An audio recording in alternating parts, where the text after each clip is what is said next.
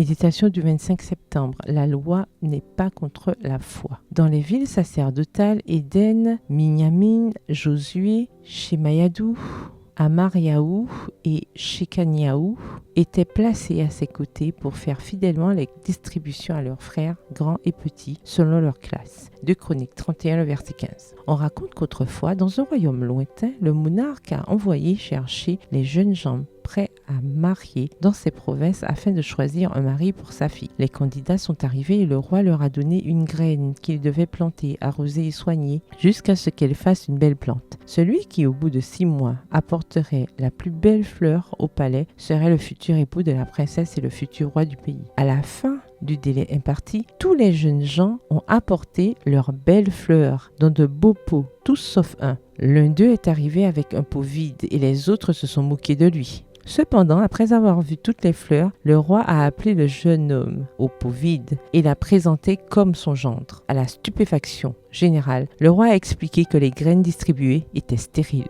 Nous lisons dans le Commentario Biblico Adventista, commentaire biblique adventiste, au volume 6 à la page 980, que le mot foi, dans Galates 5, le verset 22, vient du grec pistis, qui signifie à la fois foi et fidélité. Mais alors que la foi est une attitude mentale, la fidélité est une norme de conduite. La fidélité est une façon de se conduire qui inspire la confiance. La fidélité serait, dans Galates 5, le verset 22, une caractéristique plus appropriée, car elle est plus proche des autres aspects du fruit de l'esprit que l'on trouve dans la liste. Nous en concluons que celui qui a le fruit de l'esprit est digne de confiance, car tout ce qu'il fait porte le sceau de la fidélité. Le jeune homme qui a apporté son pot de fleurs vide était le seul prétendant digne de confiance, une qualité indispensable pour travailler dans les affaires du gouvernement d'un pays. La fidélité fait partie de ces valeurs qui se font de plus en plus rares. Pour obtenir un avantage, des hommes et des femmes sont capables de mentir, d'altérer des chiffres, de truquer des poids, de falsifier des signatures et des billets, d'effacer des messages sur des téléphones portables, d'effacer l'historique des recherches pour des sites web,